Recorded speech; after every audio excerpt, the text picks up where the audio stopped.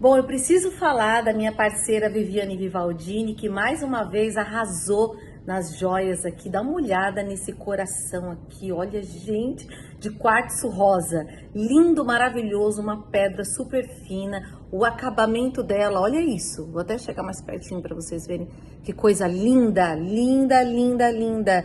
Eu amei. E aí vem com um conjunto, né, da pulseira de coração dourada, que eu amo dourado, e o anel também, tá vendo? Hoje eu até tô com a unha assim clarinha para vocês verem bonitinho meus anéis. E também o brinco, olha que coisa maravilhosa, gente, os detalhes, vou chegar bem pertinho, os detalhes para vocês verem. E é assim, ó, a Viviane Vivaldini tem um catálogo infinito de joias, só para vocês terem uma ideia. Olha essa composição que ela me mandou aqui, vou até deixar lá no fundo depois para vocês verem o programa todo. Max Colar, é tudo em ouro branco. Max Colar, o colar medalhão aqui, que é a coisa mais linda também, ó, dá uma olhadinha, ó, tá vendo? E a choker, que conjunto, gente, lindo, maravilhoso. Então, esses e outros conjuntos, outras joias, modelos, anéis, brinco, pulseira, tudo que você imaginar para combinar com o seu look tem, tá? Então dá uma olhada lá no site, que é o vivianevivaldini.com.br, e lá também você confere onde tem revendedoras, e se você quiser ser uma revendedora, melhor ainda, que tem um custo-benefício maravilhoso para você ser revendedora, que você tem a sua amostra já de joias para você levar para suas clientes. Tudo a Viviane Vivaldini te oferece, mas para isso entra lá em contato, tá aqui o @ da Viviane, que vocês vão amar. É uma joia mais linda que a outra, eu sempre fico perdida lá. Um beijo para as meninas da Viviane. Eu não posso deixar também de falar do meu outro parceiro, que é Ibaçaí.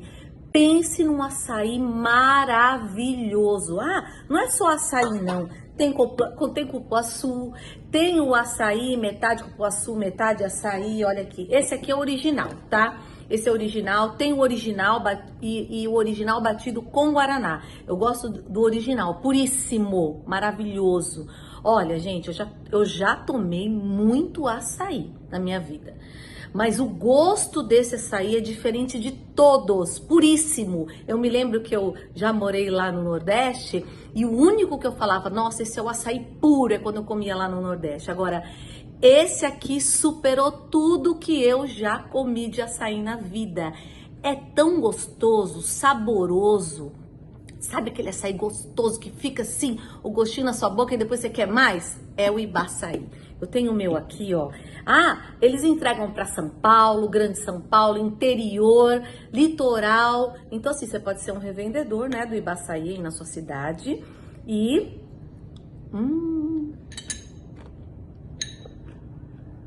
eu amo com granola. Gente, que delícia! Tô falando sério. É muito... é muito bom. Esse já é o segundo pote, acredita? De tão gostoso que é. Eu falo, não, peraí que eu vou gravar. Não, vou colocar outro. Ó, entre em contato lá. Tem a loja física também, você pode ir lá conhecer. Entra aqui, ó, do Ibaçaí, no @ do Ibaçaí, e você entra em contato com o pessoal lá, com a Jéssica, com o Ricardo. Obrigada sempre pela atenção de vocês são maravilhosos. Lembrando, nós temos dois potes para sortear. Vou colocar lá no meu Instagram, tanto do açaí quanto do cupuaçu. Vou colocar no Instagram para fazer esse sorteio para vocês, combinado? Então é assim, ó, pensou em açaí, pensou em Ibaçaí. Uma delícia. Olá, está no ar o Vox Cidade, transmitido pela Vox TV em todos os nossos canais oficiais, pelo YouTube, pelo nosso site, o voxtv.com.br, pelo Spotify e também trechos do programa a gente também passa no meu Instagram oficial, que é samirasaid.oficial. Hoje nós vamos tratar de um assunto que diz respeito a todos os segmentos religiosos. A gente vai saber um pouquinho mais sobre a imunidade tributária de cada um. Bom, mas como que isso significa? Na verdade, isso já existe até constituído no artigo 150 da nossa Constituição, no inciso 6º, que confere essa garantia de imunidade tributária de todos os tributos aí do nosso país. Enfim, nós temos ela, mas agora, num projeto, né, de lei aí, uma PEC de número 5 de 2023, ela visa ampliar essa imunidade. Mas para saber um pouco melhor sobre isso, nada melhor do que o autor desse projeto falar, que é o deputado federal Marcelo Crivella. Tudo bem, deputado?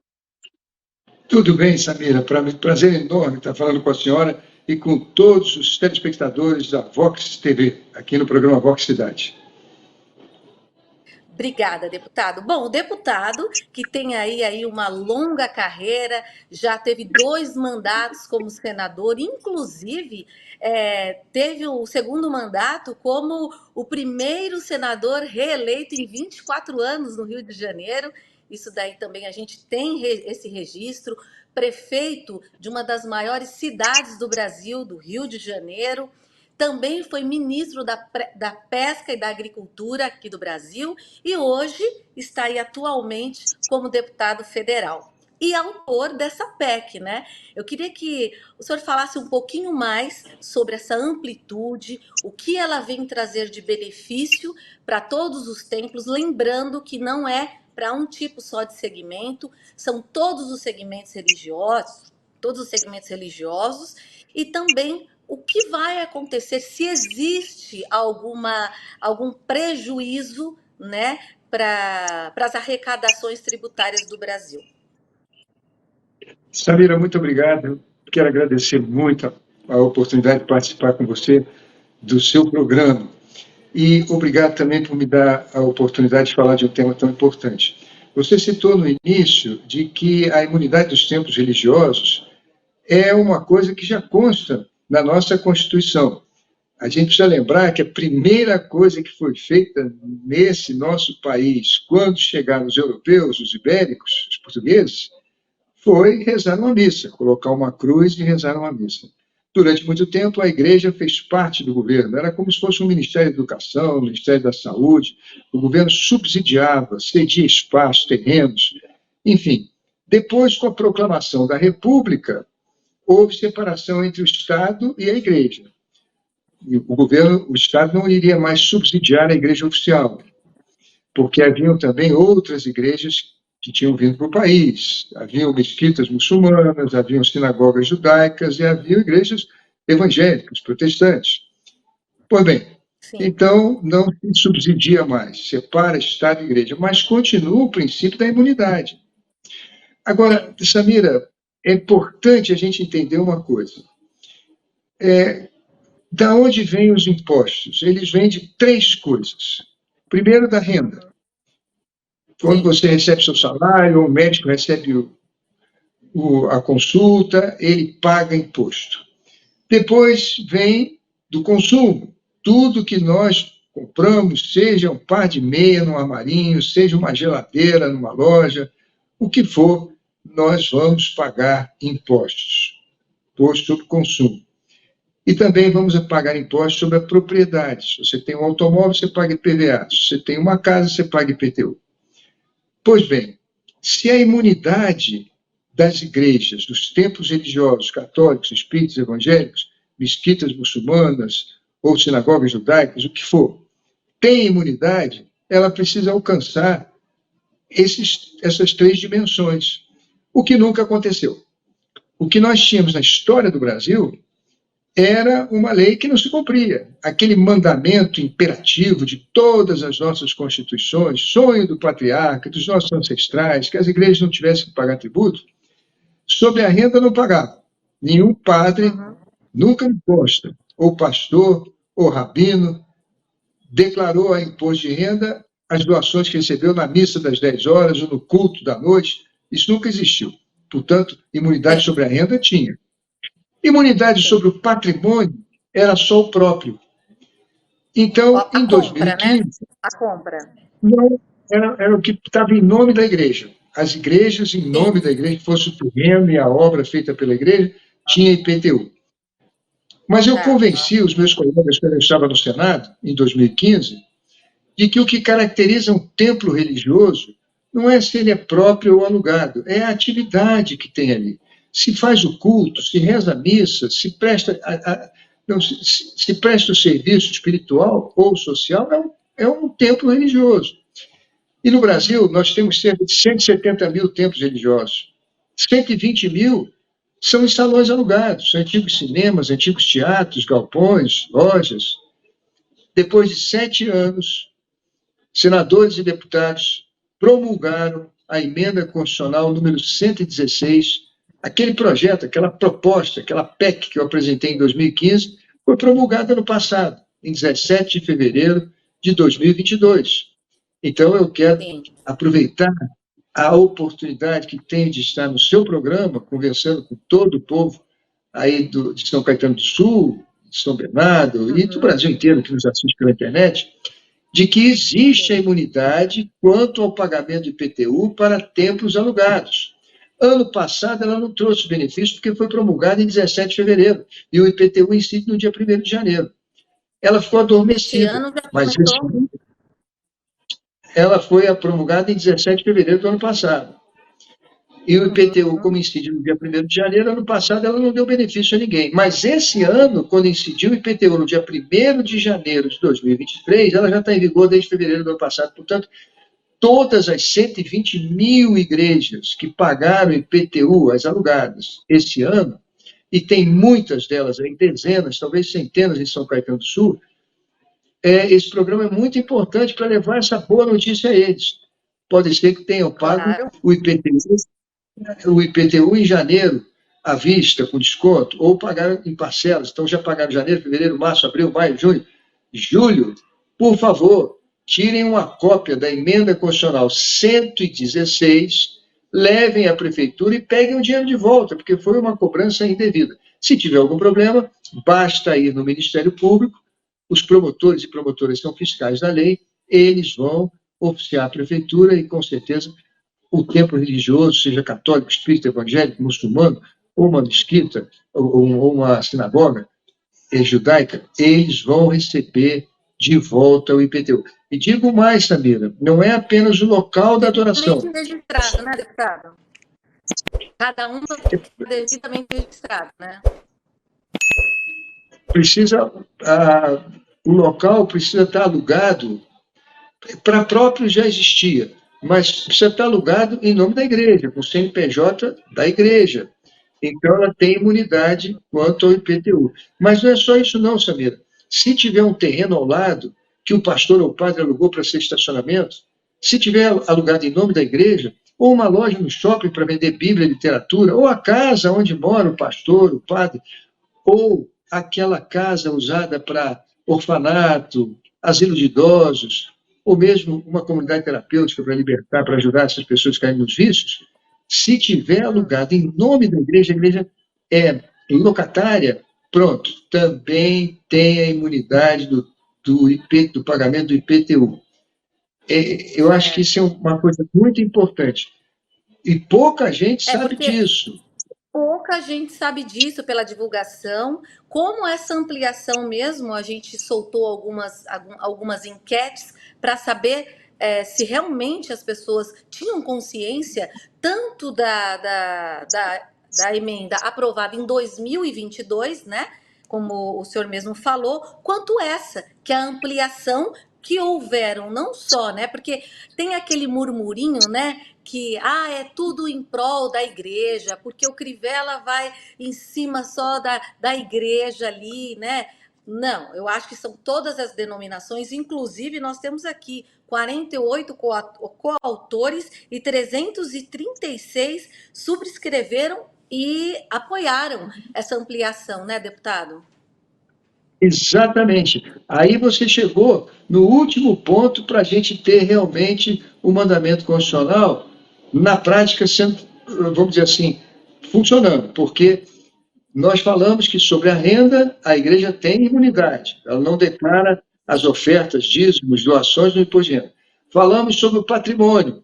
Agora, templos alugados também têm a imunidade, mas ficou faltando a renda.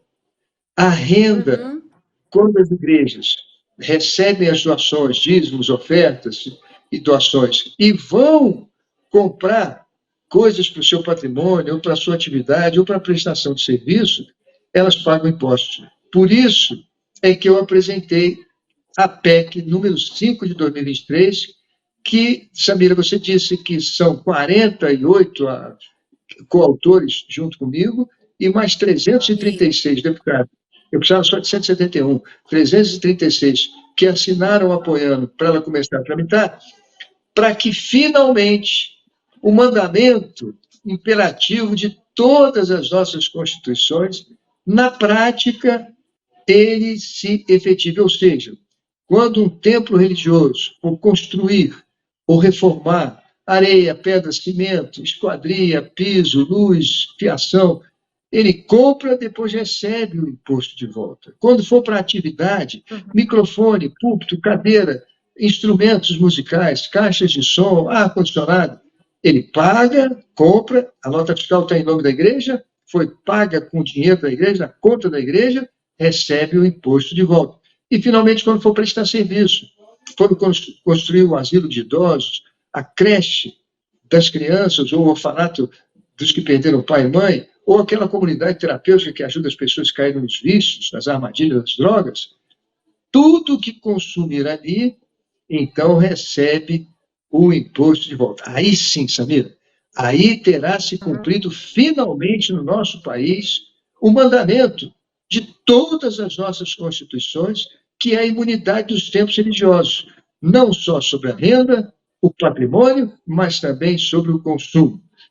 Eu tenho certeza que isso será um passo imenso vamos dizer assim, para ampliar as atividades da maior organização social do nosso país, que são as igrejas de todas as denominações. Deputado, para que hajam dúvidas, né, para quem nos assiste, todos esses que estão sendo difícil, né, de todos os templos religiosos, eles precisam, mais uma vez, todos eles estarem, senão vão falar, abriu uma igreja ali, abriu outra aqui. Ela tem que exercer esse serviço, porque como então, são as três, né, e exercer esse serviço, comprovar esse serviço com a compra e o pedido do ressarcimento, né, desses tributos, para poder fazer esse serviço para a população, correto? Correto, Samira, correto. Samira, veja, a igreja, ela não tem subsídio do governo. São brasileiros, brasileiras, que pagam impostos sobre a renda, sobre o consumo e sobre o patrimônio. Esses são os membros católicos, evangélicas, espíritas, eles pagam impostos.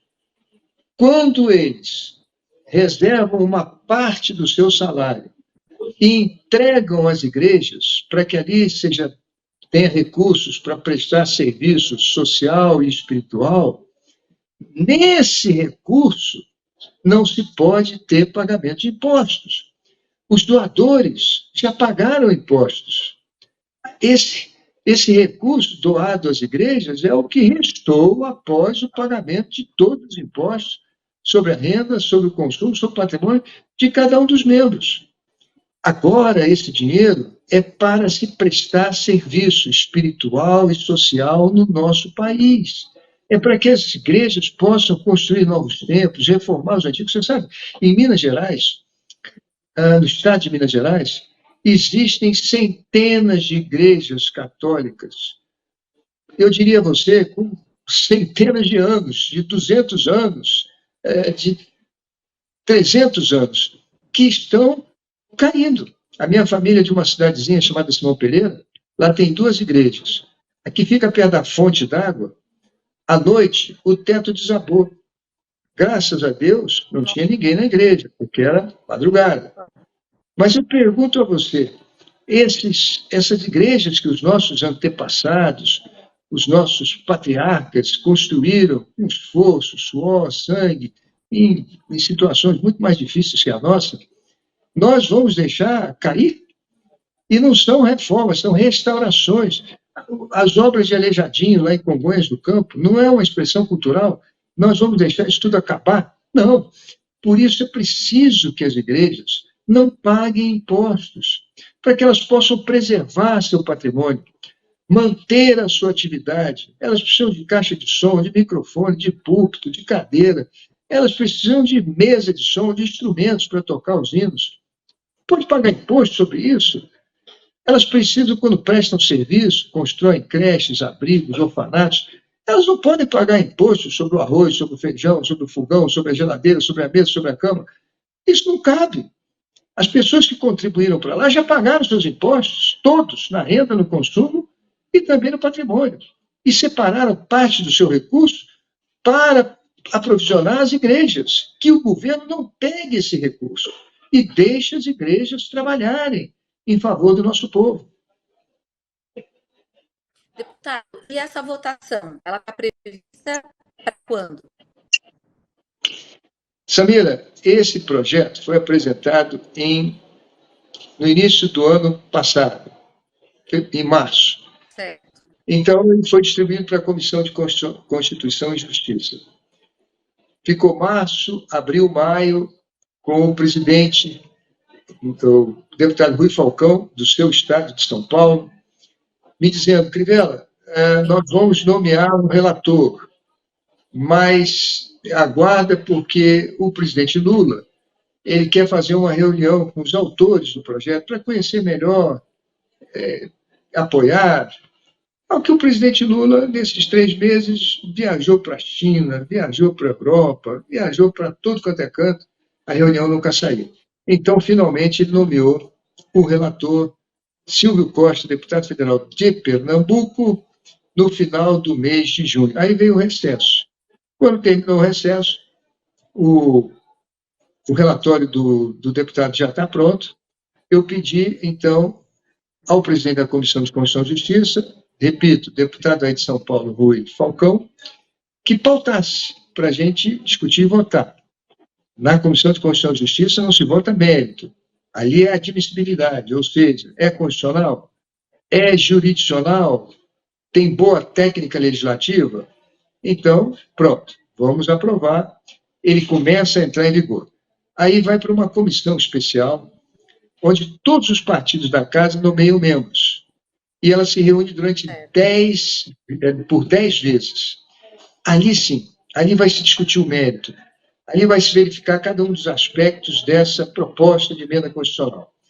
No final, eles votam, e uma vez aprovado o texto, vai para o plenário, onde 513 deputados federais precisam aprová-la, pelo menos com 308 votos. E tem que ser em 2 turnos. 2 turnos, uma votação num dia, depois passa-se 5 sessões e põe-se para votar de novo. Durante esse período, Samira, todas as forças a favor e contra virão para o plenário. E aqui vão fazer lobby. Vão pedir a favor e muita gente contra. Uma vez passado no plenário, votada em 2 vezes, em 2 turnos, ela vai para o Senado Federal. E no Senado Federal ela passa também novamente numa Comissão de Constituição e Justiça. Lá não tem comissão especial, mas vai direto para o plenário, também votação em 2 turnos. Uma vez que ela seja aprovada, ela não vai ao presidente da República. Ela é promulgada aqui no Congresso Nacional. O presidente não pode nem vetar, nem pode sancionar. Ela é promulgada aqui, como foi a 116, que deu imunidade também para os templos alugados. Samir, eu não tenho dúvida de que nós vamos deixar para os nossos pósteros, nossos vindouros, uma grande conquista em benefício do reino de Deus. A fé, que é algo que está na alma de todo brasileiro, para que a gente possa construir um Brasil, vamos dizer assim, mais pacífico, um Brasil, para quem acredita como eu, mais cristão, com maior amor às famílias, com defesa da vida, enfim, alguma coisa que possa ser um orgulho para o nosso país e para o mundo. Deputado, falando nessa relação da votação, né, para a gente finalizar e passar para um próximo assunto, a sua relação hoje com o presidente, com o Partido, né, dos Trabalhadores, com o presidente Lula, mesmo porque a sua relação sempre foi uma relação amena, né? Eu acredito que sempre foi amigável, vem do presidente Bolsonaro com uma linha, né, principalmente é, assertiva na linha religiosa, e agora levando esse projeto até mesmo para o presidente, eu acho que é analisar com essa sua relação que sempre foi mais próxima, como você consegue enxergar o seu mandato, seus projetos nessa relação? Samira, o meu partido, Republicanos, foi fundado quando eu era senador e o vice-presidente da República, Zé Alencar Gomes da Silva, era, pronto, do Palácio do Planalto, era o vice-presidente. Nós dois fundamos esse partido. De tal maneira que ele nasce muito próximo ao governo do presidente Lula. O que vai fazer os evangélicos se afastarem do presidente Lula, depois, na verdade, do governo da presidente Dilma, da qual, inclusive, foi ministro da Pesca e da Agricultura, é que, o, na ocasião, o ministro da Educação, Haddad, ele resolveu fazer com que houvesse nas escolas, no plano Nacional de Educação, ele colocou uma previsão para que cada cidade do Brasil fizesse o Plano Municipal de Educação e incluísse como obrigação a discussão de ideologia de gênero. Os evangélicos, os católicos, não gostam disso. A ideologia de gênero não é uma coisa para ser discutida com crianças.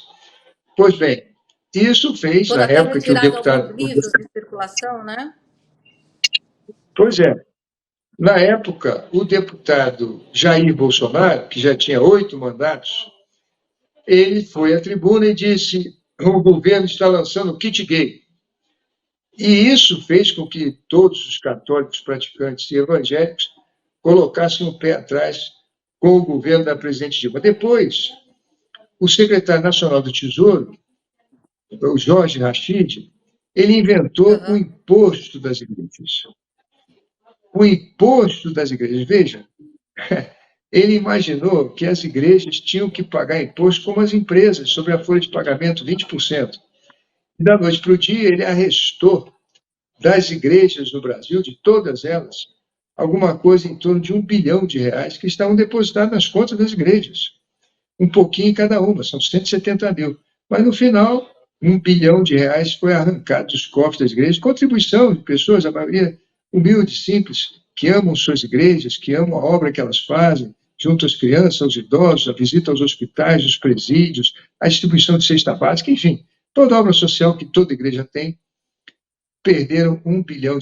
Isso fez com que os evangélicos voltassem todos para um candidato de oposição, que foi o Bolsonaro, que teve votação expressiva entre os evangélicos, total, entre os evangélicos. Pois bem, nesta ocasião, o presidente Lula vai se reeleger, também grande controvérsia no país.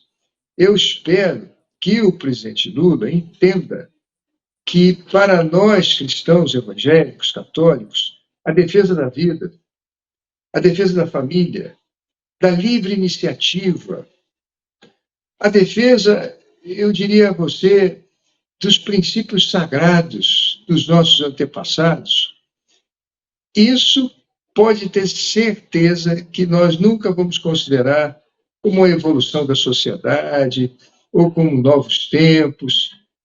Nós não vamos aceitar que mudem a Constituição brasileira, que desprestigiem a família, que não defendam a vida, que não defendam a livre iniciativa dos brasileiros poderem empreender e construírem seu futuro.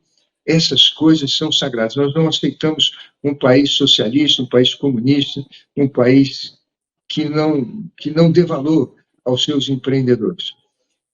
Fora isso, Inclusive, o essas foram as partido. suas pautas, né? De trabalho, de campanha, e na sua última eleição aí, o deputado falou muito sobre família, liberdade religiosa, livre iniciativa, foram pautas assim que o deputado bateu bastante, né? Exatamente. Agora, essas coisas do meu partido republicano, que eu fundei junto com o Zé Alencar lá atrás, são pautas nossas muito importantes. Agora, nós não temos uma oposição radical, não estamos torcendo para o governo dar errado.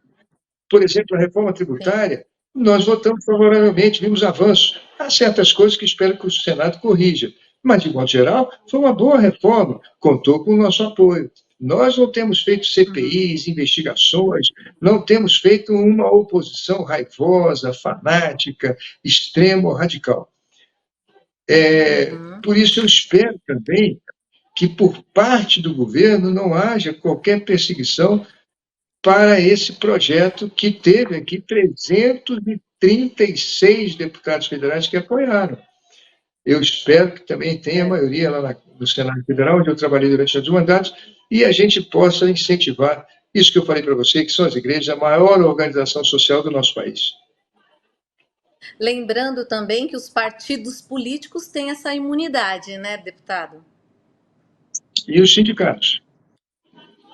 E os sindicatos, né? E a, Não vamos e esquecer. a Marinha, o Exército, a Aeronáutica e diversos órgãos do país, eles têm sobre a renda, sobre o consumo e sobre o patrimônio. Bom, agora eu vou falar um pouquinho sobre o deputado, né, Marcelo Crivella.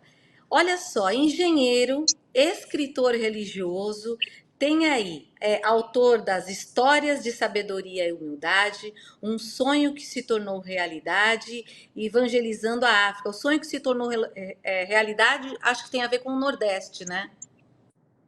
Ah, sim, o projeto da Fazenda Canaã, no interior da Bahia. Isso. E também, que é engenheiro, já falei, é músico e compositor. E vou falar, gente, com milhões de cópias de CDs vendidas. E essa linha aí, essa veia musical continua como pastor da igreja, né? Que também é pastor e acho que atualmente foi licenciado bispo, né, na Igreja Universal do Reino de Deus, é isso mesmo? É isso mesmo, Samira. Eu fui bispo durante muito tempo, fui missionário na África durante 10 anos. Voltei de lá para fazer esse projeto no interior da Bahia, chamado Fazenda Nova Canaã. E quem me ajudou muito foram Aham. os engenheiros lá de Israel. Vieram, moraram comigo na fazenda, irrigamos por gotejamento 10 hectares. Até hoje tem lá escola, tem essa, essa, essa essa área irrigada de 100 hectares, onde eles plantam tudo, fruta de conde, manga, melancia, feijão, milho, tudo que precisa. Temos já Aham. também um centro de treinamento para crianças, e foi feito um time de futebol, o Canaã Esporte Clube, que já foi campeão da Bahia no campeonato sub-16, e tem jogadores de lá que hoje estão no Flamengo, estão no Internacional, estão jogando no Cruzeiro em grandes times. Eles agora estão aqui em Brasília Uhum. disputando o campeonato Candangão, mas é um projeto tão bonito, há 20 anos lá no interior da Bahia, em Podemos Irecê, que conhecer levou aí, hein? experiência. São 700 crianças que todo dia os ônibus levam para a escola, tomam café, fazem Ah, é? almoçam, né? Tem ensino, tem dentista, tem oculista, tem computador, tem piscina, tem campo de futebol. É realmente um lugar muito aprazível para essas crianças que vão da pré-escola até o segundo grau. Ah, então tem muita história aí para contar. Eu acho que na sua vida pessoal também. São mais de 50 anos, né? No caminho da religião, e eu acho cristã, e eu acho que isso é importante também, porque todos os preceitos que o deputado está colocando realmente são fiéis e reais para eu acho que a gente fazer uma sociedade com melhores comportamentos, se dá pela violência que a gente vive hoje, que é muito complexa, não conseguimos entender ao certo. Para mim, para o meu entendimento, realmente, Deus, o segmento religioso, seja ele qual for, para você ter a sua paz interior, para você crer que Deus tem o melhor para você, é fundamental. Eu acho que esse trabalho também é. Muito obrigado, Samira. Eu tô com 65 anos, Samira. Eu fui para a igreja levado pela minha vizinha, quando tinha 5 anos de idade. Foi uma igreja metodista, lá no Rio de Janeiro, no Jardim Botânico. E o que aprendi lá é o que pratico hoje. Nunca me desviei, Que bom. sempre entendi. Sempre entendi. Conheci minha esposa quando eu tinha 15 anos. Sonhávamos em ser missionários, mas não sabíamos como se daria isso em nossa vida. Mas depois que casamos, nessa ocasião, eu era engenheiro do Exército, acabei pedindo demissão do Exército e fui para ser missionário na África, né? E já tínhamos 3 filhos.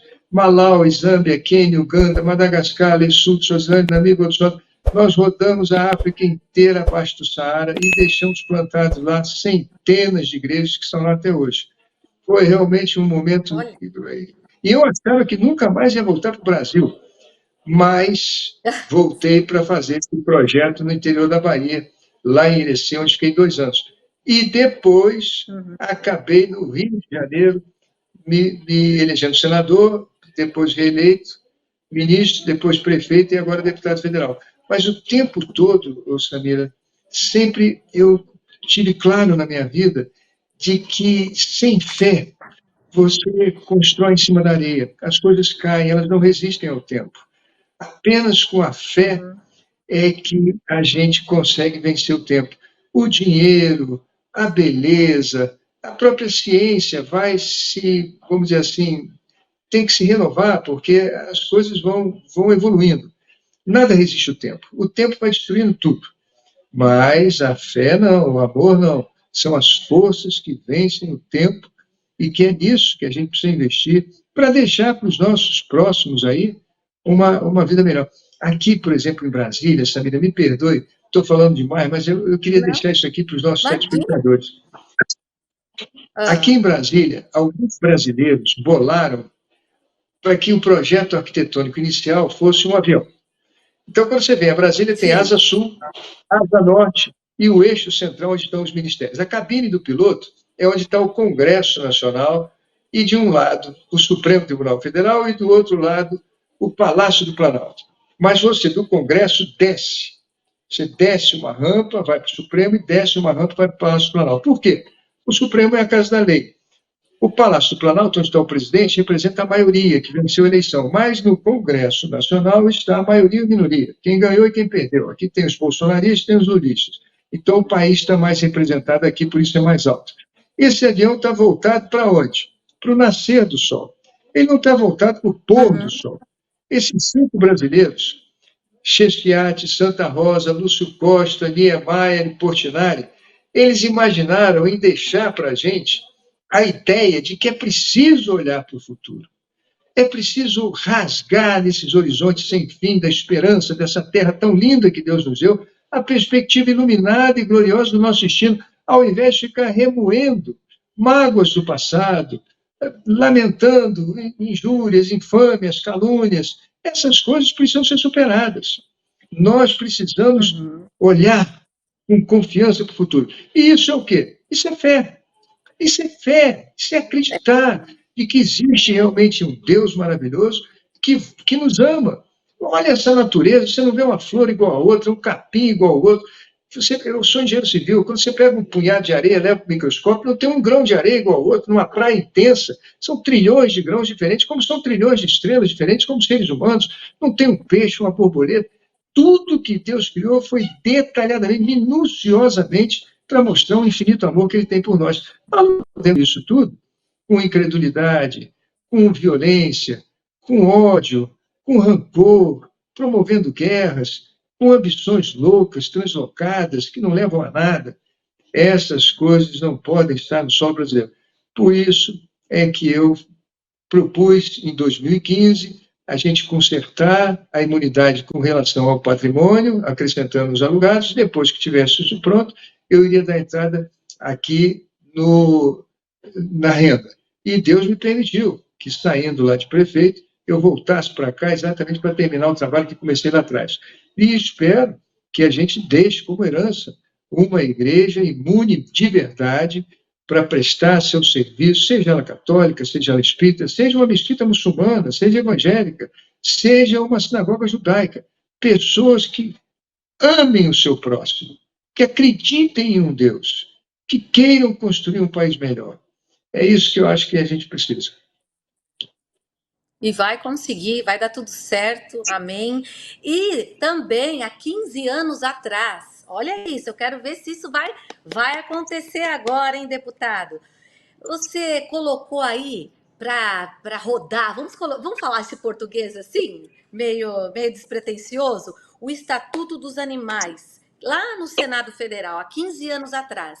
Quer dizer, lançou esse projeto e agora também tem a oportunidade de colocar em prática, né, deputado? Realmente, lá no Senado, eu lancei esse projeto, fui conversar com todos os senadores e, graças a Deus, tivemos um relator muito favorável. Ele hoje é ministro do TCU, foi governador de Minas também, para que a gente pusesse no Estatuto dos Animais que eles são seres sencientes, ou seja, há um vínculo afetivo entre o pet, entre o gatinho, entre o cãozinho, entre o passarinho e o seu proprietário. Ou seja, há um vínculo ali familiar. Alguma coisa que talvez palavras não expliquem. Eles, quando o dono está triste, o animal sente. E quando o dono está feliz e alegre, ele também sente. Quer dizer, há um vínculo importante ali, muito importante, sobretudo para pessoas que perderam seus entes queridos, que hoje vivem na amargura de uma solidão. São esses animais que preenchem a alma dessas pessoas. Pois bem, se são seres sencientes, o Estatuto prevê de que eles possam receber, como membro familiar, uma isenção do imposto de renda, um abatimento do imposto de renda, quando for gasto dinheiro com remédios, com cirurgias, com castração ou com outro procedimento qualquer que vise a sua saúde. Isso daria um alívio enorme para milhões de pessoas no Brasil que têm nos seus animais, vamos dizer assim, uma parte da sua própria vida. E evitaria o abandono. E o abandono sempre cai na responsabilidade do governo. Sim. Bom, eu espero também que dê esse andamento, né, nesse projeto maravilhoso. Hoje mesmo, mais um projeto foi aprovado aí, que é a não poder mais comercializar os animais pets, né? Que são em casa, que é gatinho, cachorrinho, papagaio, passarinho e alguns outros, não poder ser mais comercializado em lojas, pet shopping. Isso também vai ajudar muito e também incentivar as adoções, né? Que a gente chama os animaizinhos. Eu torço para que a sua emenda também comece a valer o mais rápido possível, viu, deputado?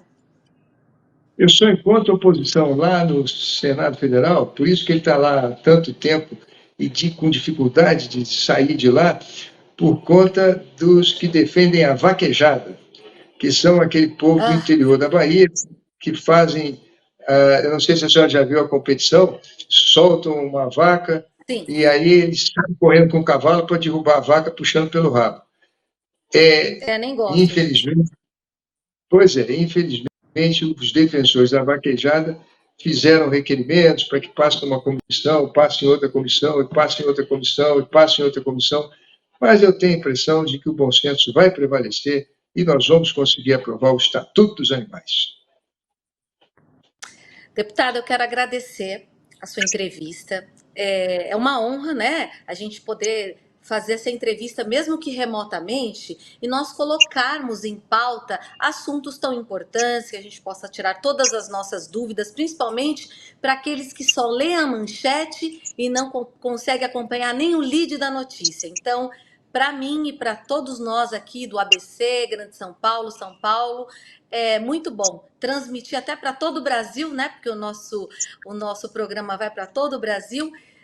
Todos esses esclarecimentos. Eu quero te agradecer pela oportunidade e também a disposição aí de nos receber.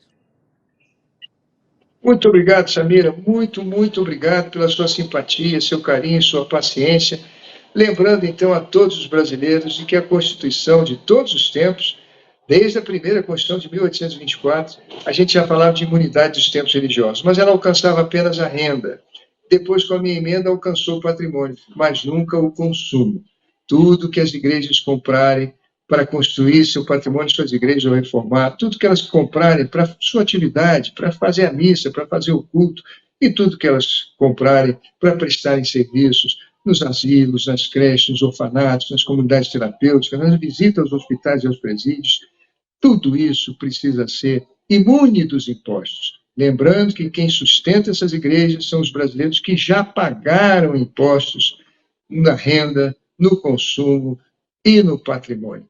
Eu espero que assim a gente possa, vamos dizer, aplicar recursos na maior organização social do nosso país, que não tem qualquer subsídio do governo, e apoiar melhor nossas crianças, nossos órfãos, nossas viúvas, aqueles que precisam de apoio, que batem à porta das milhares de igrejas que existem no Brasil. Samira, Deus te abençoe, Deus te proteja, muito Amém. sucesso para você aí nessa terra linda de São Caetano do Sul, e o que você precisar, estarei aqui no Congresso Nacional à sua disposição. Obrigada, deputado. Tudo de bom, fica com Deus e boa sorte aí nos projetos. Obrigado, O muito Vox obrigado. Cidade, o Vox Cidade fica por aqui e não esqueça, se você perdeu algum detalhe da nossa entrevista, é fácil, é só acessar o nosso canal do YouTube, do Vox TV, ou também acompanhar os nossos trechinhos de entrevistas no meu Instagram, que é samirasaid.oficial. Eu te espero. Até o próximo programa. Tchau!